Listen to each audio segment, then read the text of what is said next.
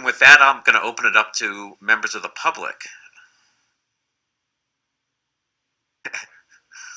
Hey, sorry, Morning, I have to leave. So, my name is Bud Colligan, and I'm a citizen of Santa Cruz County and the co-chair of the Monterey Bay Economic Partnership. And I want to thank you and thank the RTC staff and the board for carefully studying the rail trail issue. I sent yesterday a document from Miles Ryder, who's the chairman of Driscoll's and fourth generation Santa Cruz County resident, and myself relating to this issue. And we are very concerned that a $14.2 million purchase for the right-of-way that had broad public support could become a 100 to 200 million investment in rail without examining the broader context, cost, and return of transportation alternatives and use of the corridor.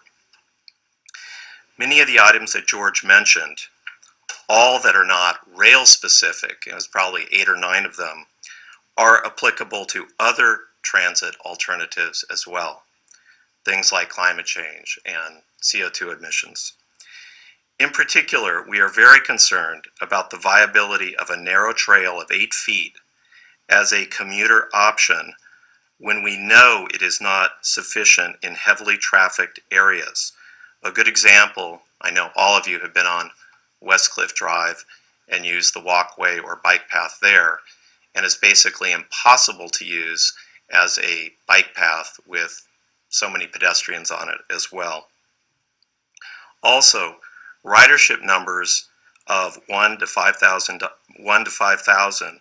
are not very impressive, given the fact that 7,000 people use their bikes on Ride Your Bike to Work Day. And that's been true for several years now, and the amount that have been riding to work on that day has increased every year except this last year due to the rain, when it was 6,800. Finally, new technologies are arriving, and many of you mentioned this, electric bikes and other types of electric vehicles, which may provide alternatives to an old technology like rail that has been outlined in this feasibility study. I have outlined in my email in detail with Miles what our concerns are and organized them into the 3 goals that are set by the Monterey Bay Scenic Trail Master Plan. And we intend to study these issues in more depth over the next month. So we will be doing our part to bring additional information to the RTC and to the board. My respectful request to you as the policy directors of the RTC is to direct staff to explore these issues as well that we've mentioned in our 2-page document, and in particular to understand the economic, environmental, recreational, traffic reduction, and commute optimization benefits of a trail-only plan with rail banking. One last point. Regardless of where this debate concludes, and I'm trying to come up with data and facts just like all of you are right now because it's been a very short period of time that we've had to comment on this feasibility study. We should be following the county's Dig Once ordinance and putting high-speed fiber along the 32-mile path, whatever our plan is, whether it's trail only or rail with trail or rail only, to ensure a county-owned resource to better provide connectivity for the entire county and incent competition among all the various internet service providers. That is our information highway for the future, maybe even more important than the decision about rail. So we have one chance to get this right, so let's understand all the issues before we move forward. I'm very happy to hear all of your questions today, which I think have been very well put, to really dig into the next level of detail and really understand this word of feasibility, Randy, you put so perfectly, I think, versus viability, and whether we're marching into the future or moving into the past. And thank you. Good morning. Good morning. Almost good afternoon. Heather Adamson, AMBAG. I just wanted to commend the Commission for undertaking this feasibility study. We always encourage studies that look at alternative transportation modes that will help us improve our sustainability and reduce greenhouse gases and meeting our sustainable community strategy goals. AMBAG is a partner in the study. We have contributed federal planning dollars to assist with the development of the study, and as a resident in this corridor, I did take I'm one of the 2,000 who took one of your surveys, and I will be attending your open house tonight. I do want to clarify a statement made by the consultant in the presentation as well as a statement that's in the report.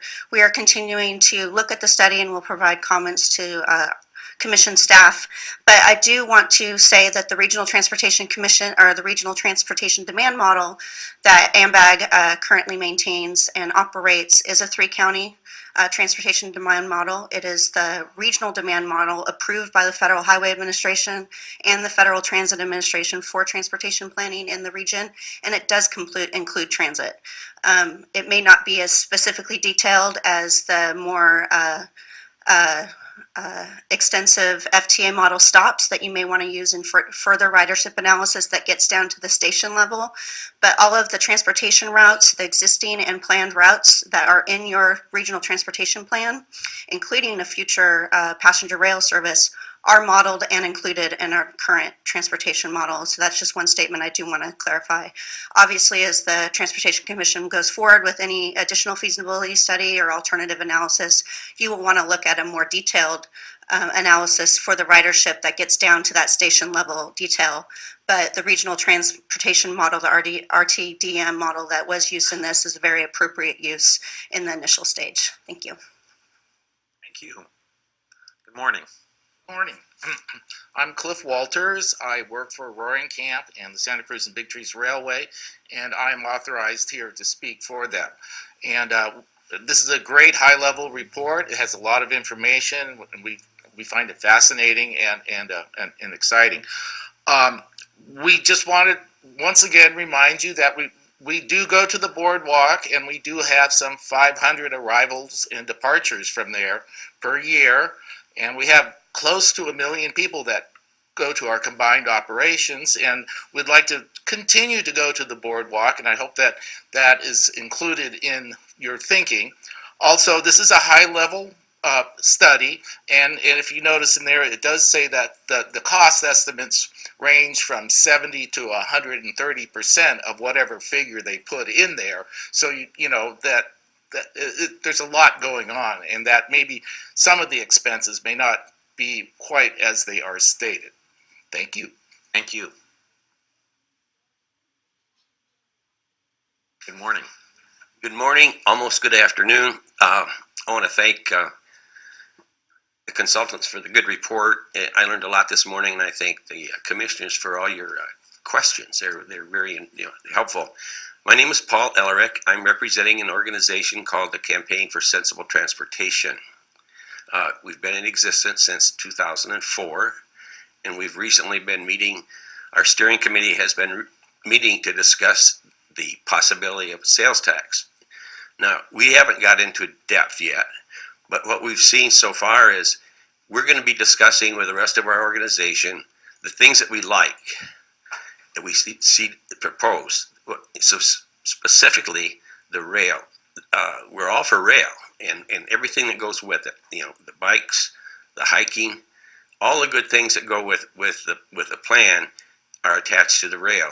And you're going to find a lot of support from our group with that. You're going to find support from our group for fixing the roads. And we all use the roads. And you're going to find support from our group for improvements on or restoring bus service that's been cut recently. Now, we haven't got into the discussion about the things that we don't like, and you'll be hearing from us about that. But I want you to know how positive we are on the rail. The rail is a sales tax measure, and you'll find our support. Thank you. Thank you. Good morning. Good morning. Good morning. Brian Peoples, Aptos Rail Trail. A lot of great questions. I commend all commissioners on your questions. I'm not sure that the report is complete after listening to this, if we can truly do a feasibility, because it sounds like all the parking numbers aren't calculated, so it sounded like they needed to do more in-depth on that. Ridership numbers, sounds like they don't have that quantified.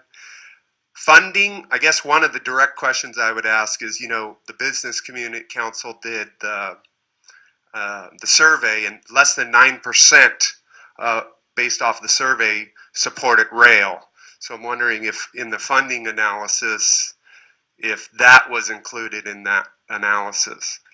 Train speed moving up. I'm wondering in the structural analysis if we looked at the proximity of the rail increasing speed to the existing homes. I know that many of the people in our group are concerned about a train, a multi-ton train going by their house at 10 miles an hour, going even faster. That would be interesting. And the last thing, I thought Dennis was going down the right track, so to say, in the sense of technology. Give you a lot of credit there. And two things I want to point out is I think I've been trying to, and Zach gives me a little hard time on this because I'm an engineer, so I'm always technical. So I'm trying to understand the more political ideology. And I sense that we have this ideology that trains are good and cars are bad. Buses are bad. Vehicles are bad. We have that ideology, that rails are good things, trains are good things, and I don't necessarily agree with that. So I want to encourage us to realize that the payphone, there used to be a lot of payphones. Now we have our cell phones. So the train is the payphone, cell phone is the vehicle. But I want to bring out a little bit of engineering here to give you a little bit of my perspective from an engineer's perspective. When you're designing your transportation system, you have three corridors: Highway 1, SoCal, and the corridor. Think of them as water pipes in your house. So in the highway, you want to reduce the bubbles, space between the cars, right? So you have more water volume going through. On SoCal, you want to reduce the control mechanisms that change the flow, streetlights. Now, if we use a train scenario, how does a train work as a water pipe? Well, you take a container, you have your pipe, fill it with water. That's one, and the pipe sits empty. Thank you. Thank you.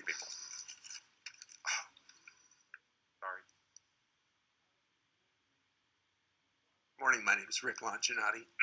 I wanted to make a suggestion that the Commission asked for the final feasibility analysis to include the electrification of the rail line. We've heard that Caltrain is moving to electrification, and there are good reasons for that. When you think about diesel moving past your neighborhoods, there's fumes and there's noise, and electric is quiet, and of course it doesn't emit. But it also reduces pollution, greenhouse gas pollution, as we shift to electric generation that's more renewable energy. As our state moves in that direction, we'll have our transportation moving in that direction at the same time. There's also the issue of the connectivity. If as I learned from Mr. Dondero this morning, that Caltrain is going to be extended down to Salinas via Pajaro, then we're going to have electric trains within our very reach, and it would be great to have that kind of connectivity. My mom used to ride on the Suntan Special from San Francisco down to Santa Cruz and Capitola, and we could have more connectivity rather than an enforced stop at the Pajaro station if we go electric. The other reason is that oil. You all had a guest last year, about a year ago, Anthony Pearl from British Columbia, who spoke about what we face in the future in terms of oil prices and oil scarcity. And so if we're going with a diesel situation, we're going to be dependent on a fuel source that's going to just inevitably rise in price. So I think for all those reasons, I appreciate that our consultants have looked at the cheapest solution, which would be a diesel, but it might be a false economy. If in a very short time we would want to change to electrical anyway, so why not do it right now? Thank you.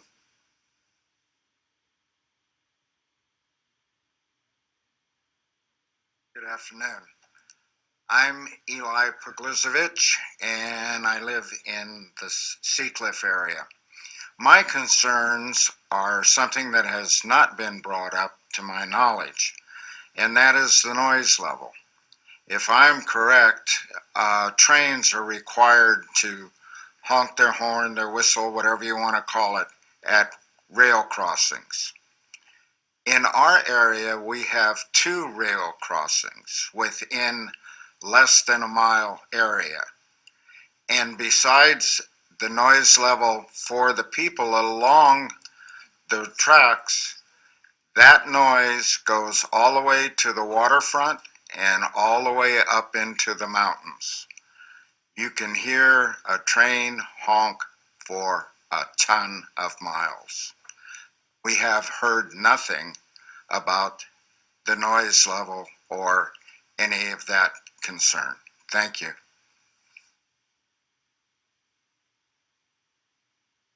Good afternoon. Good afternoon, everyone. My name is Steve Hill. I am the Vice President of Engineering and Chief Engineer for Iowa Pacific. Pleasure to be here today. I just wanted to offer a couple comments relative to, excuse me, Scenario S. Briefly, my background, before I came to Iowa Pacific, I was with Caltrain. I was their Chief Engineer of Track and Structures. And I've been working for Class 1 railroads, passenger and freight, since 1972. Iowa Pacific is the operator for your corridor here. And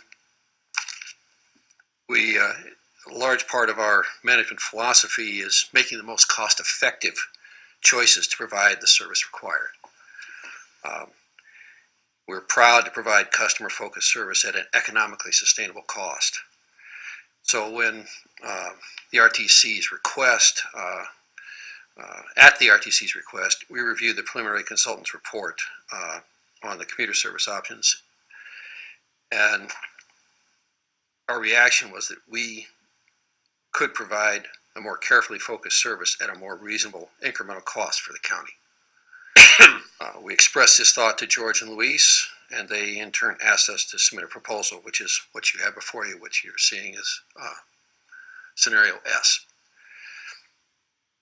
As we were doing this exercise on a pro bono basis, we asked the commission staff to pick one scenario to focus on. We were given the one that you're looking at.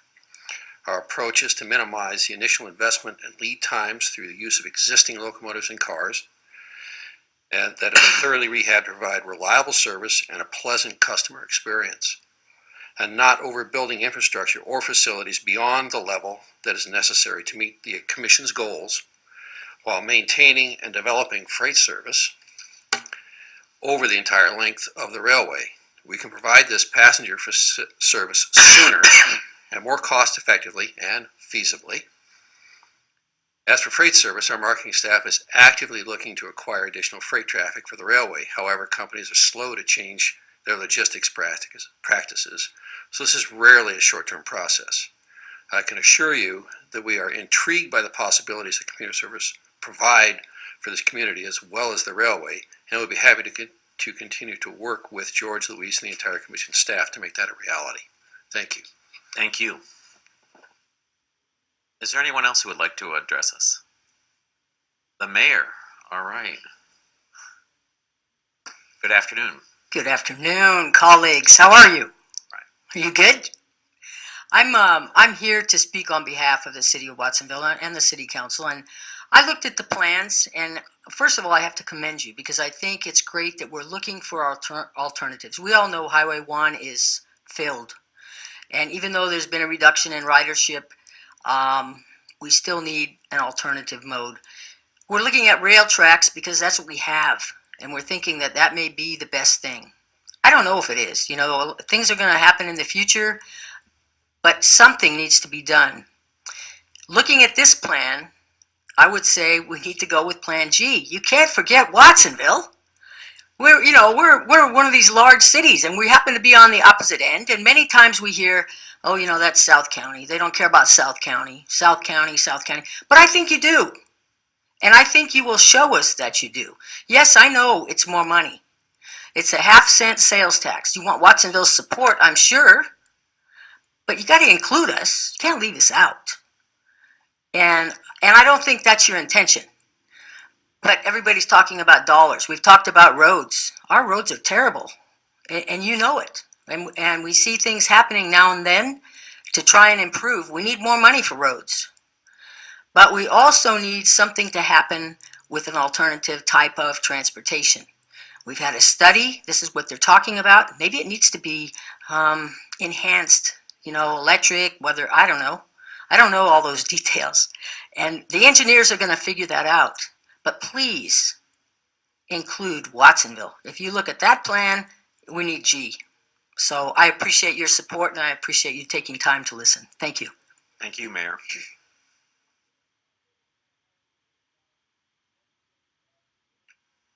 Lowell Hurst, speaking as a private citizen here today, resident of Supervisor Friend's District 2. Great presentation, very interesting data. I'm sure that way back when Lewis and Clark were blazing the Oregon Trail, some of these same questions probably were asked about feasibility, where are you going, how are you going to get there. When the Transcontinental Railroad was built, I'm sure they had arguments about where it was going to start, where it was going to stop, how it was going to meet in the middle, but they got there. When the Wright brothers took off from Kitty Hawk, I'm sure that there were people that said, hey, that's not feasible, that's not practical, it'll never carry any passengers. But things evolve. When Henry Ford first came out with a car, I'm sure that the people who made buggy whips said, hey, this is not going to work at all. Where it starts and where it stops are very important. There's a lot of unknowns. Lots of unknowns. But one thing that is known for sure, and it is solid, is the security of the right-of-way. And so the right-of-way exists. It's useful. Find ways to maximize it. Be brave and think big.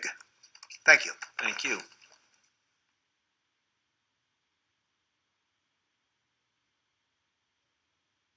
My name is Barry Scott, and I'm a homeowner in Rio Del Mar, and this is my first time speaking to the board. Thank you. And I want to say my uncle was the first dentist in Aptos, Uncle Sil. Just a couple of things to say. I want to thank you all for the hard work you're doing, and it's an exciting time. I have a background in architecture and education, and I now work in the energy education industry, working with schools, including Mar Vista and Aptos High. But I follow these things a lot. The transportation and sustainability and energy issues, and I thank you for what you're doing.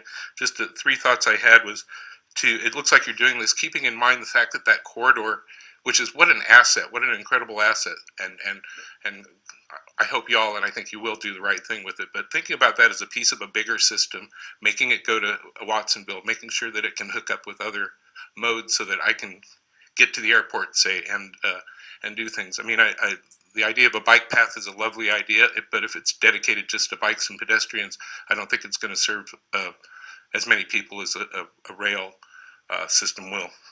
Also, thinking about the costs of not doing it. There's costs involved in doing it, but my goodness, what are the costs of not doing anything or doing the wrong thing? And finally, the right-of-way, keeping this thing available. Don't do anything that then prevents bigger things from being done. And there's been talk about rail banking. Well, there are cases of rail banks that are trying to be overturned, across the country. The rail banking thing is not a secure way to keep open the possibilities of the future. So good luck with building it, and I can't wait to see what happens, and thank you for all your hard work. Uncle Sid would have been proud. Thank you. All right. Well, we're closing in on almost hearing from all the Watsonville City Council members. So You it's got great. that right. I dropped everything to make sure that I was over here to give my 2 cents in with this as well. We have adopted a climate action plan. Part of that plan shows that there's many thousands of commuter miles that we're putting, which impact with our community that's here. And we do need to provide some other alternative relief efforts with regarding transportation from and to Watsonville, and to be part of this community in terms of bringing people in and being able to get some of that relief off of the highways.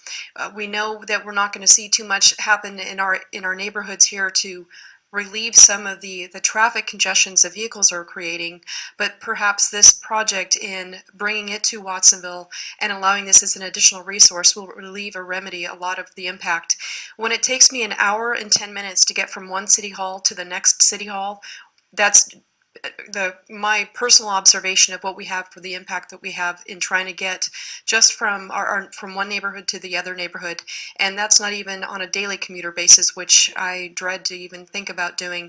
So what we really need to do is focus on what will allow us an opportunity for an alternative method of getting around our county, and to be able to support this a project that brings us from one neighborhood to the next in another means than to be on that Highway 1 situation. So I encourage all of you to work on allowing whatever resources available for it to be inclusive of our community for our neighborhood, and the collaborative efforts of trying to relieve some of our the traffic congestion we see on the Highway 1. Thank you. Thank you. Is there anyone else who would like to address us?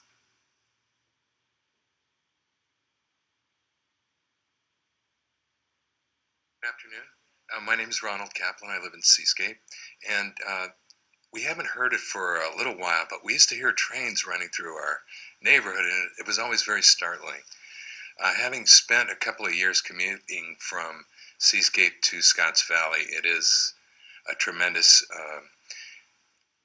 user of time and energy just to commute to get there. Somebody referred to SoCal Avenue as Highway 2, and that really isn't much of a viable option anymore. So I think that we do need a third rail in a sense. And as a lot of us in the community are aging, and some younger people may not be able to afford to invest in transportation, support an automobile, it just seems like a wonderful thing to be able to get on a train and ride into Santa Cruz and come back. I also love the idea of connecting to other trains and facilities to get to other places in the state. It just makes a lot of sense, and I think we have to do something about it. And the thing that really struck me was, and you can't believe everything you read in the newspaper, however, it seemed to me that the cost was about 15% of building a new lane on Highway 1, and it seems like a no-brainer. There's a lot of things to ameliorate, but I think it's the way to go, and I'd like to see it happen. Thank you. Thank you. Seeing no one else, it comes back to the commission. Given the hour, if there's something that people feel like they need to say about it, this would be the time. But Commissioner Norton?